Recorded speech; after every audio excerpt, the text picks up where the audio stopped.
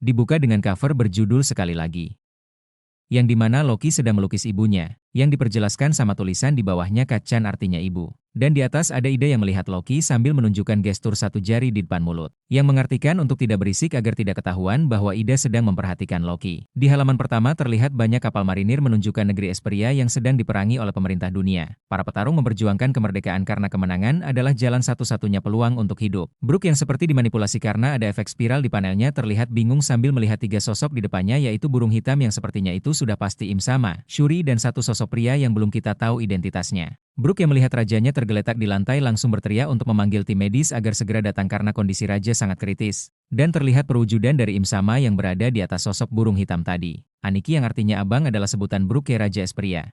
Sambil terus berteriak, Brook teringat awal pertemuan mereka yang pernah muncul di 2 chapter sebelumnya. Di sini pasti Brook merasakan banyak sekali emosi yang muncul. Sedih, marah, bingung, sampai frustasi dan menyalahkan tim medis yang tidak kunjung datang. Sebelum Brook sampai ke istana, apakah Im Sama punya rencana lain? Makanya di sini Im Sama mengatakan gangguan mendadak ini sungguh sangat merepotkan. Sepertinya di sini Shuri terlihat sudah dimanipulasi oleh Im Sama karena memiliki sayap dan tanduk sama seperti pejuang di Pulau Raksasa. Putri Shuri berkata, kau tahu kan kalau dia sudah mati? Sambil menarik ingusnya yang keluar, Brook mengarahkan pedangnya sambil bertanya ke sosok yang sedang duduk, apa yang kau lakukan kepada Putri Shuri? Asal kau tahu, aku sudah mengawasi Putri Shuri sejak dia bayi. Dia tidak mungkin melakukan ini.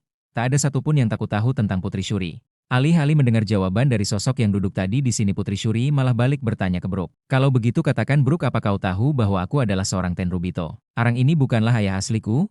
Brook menjawab, jangan panggil orang ini. Kebingungan sambil berteriak, Brook lanjut berkata, apa yang kau katakan, kau adalah putri dari Raja Leuven, itu faktanya. Bernada rendah Putri Shuri bertanya ke Brook, bisakah kau buktikan itu? Brook menjawab, tidak masuk akal kalau bicara tentang ikatan antara orang tua dan anak. Shuri lanjut berkata yang intinya dia menyesal membiarkan 16 tahun masa hidupnya bukan sebagai Tenryubito dan memberikan penjelasan bahwa 1000 budak yang dibilang oleh King Leuven itu bohong, melainkan pemerintah dunia datang ke kerajaan Esperia untuk mengambil Putri Shuri. Karena itulah Putri Shuri membunuh Raja Leuven untuk bertanggung jawab dan menyelesaikan perang yang terjadi. Brook berkata, tapi kekalahan perang ini akan membuat negeri ini menjadi negara tanpa hukum. Dengan entengnya Putri Shuri menjawab, itu bukan urusanku. Dan di sini barulah terjawab pria yang duduk dari tadi adalah kesatria Dewa Esteman Mayer Groh sambil berkata, sekarang aku ingat kau ada seorang bocah afro di antara para ajudan Candele. Kau tak diizinkan untuk mendekati, sambil menunjukkan panel yang sangat jelas bahwa mata Groh sangat mirip dengan mata Putri Shuri yang sudah pasti dia adalah ayah asli dari Putri Shuri. Brook kaget sampai terjatuh karena melihat mata yang sama percis dengan mata Putri Shuri. Groh berkata bahwa Im Sama sangat menginginkan anak ini karena memiliki mata yang istimewa dan lanjut menjelaskan bahwa mata yang dimiliki Groh untuk membangkitkannya sangat sulit, bahkan Groh membangkitkan matanya tidak sendiri. Dia mungkin yang dimaksud Groh adalah mata dari Putri Shuri. Dan ternyata Im Sama tidak sepenuhnya menghilang sambil menegur Groh yang terlalu banyak bicara.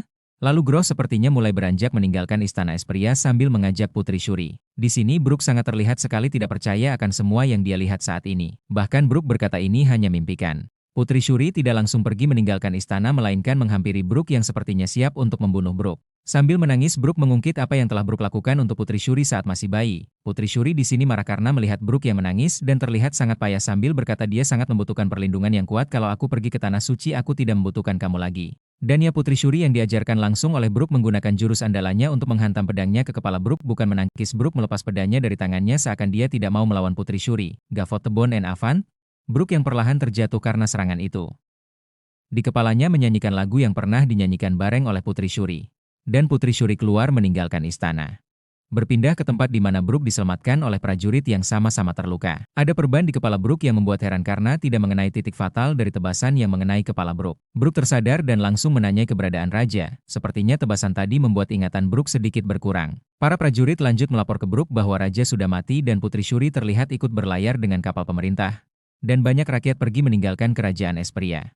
Seketika Brook teringat akan kejadian yang menimpanya membuat bekas luka Brook kembali terluka karena kaget akan kejadian yang diingatnya. Kembali ke timeline saat ini, Brook ternyata sedang menceritakan masa lalunya dan menjelaskan bahwa saat itu dia bahkan tidak tahu apa itu buah iblis. Brook sangat tidak menyangka bahwa itu benaran Putri Shuri yang dia ingat bahwa nyatanya dia kelihatan seperti iblis sekarang. Brook menanyakan ke kru Mugiwara bahwa Brook ingin mempercayai Putri Shuri sekali lagi, yang terlihat di sini hanya Jinbei, Nami, Usopp, Franky. Karena Brook melihat kisah balik di mana Putri Shuri menyuruh Brook untuk lari dan memohon kepada kru lain untuk meminjamkan kekuatannya. Disambut dengan kobaran semangat dari Jinbei, Nami dan Franky jelas tidak dengan Usopp karena dia berpikir ledekan saja tidak bisa menghentikan mereka. Brook berlari ke arah yang belum kita ketahui.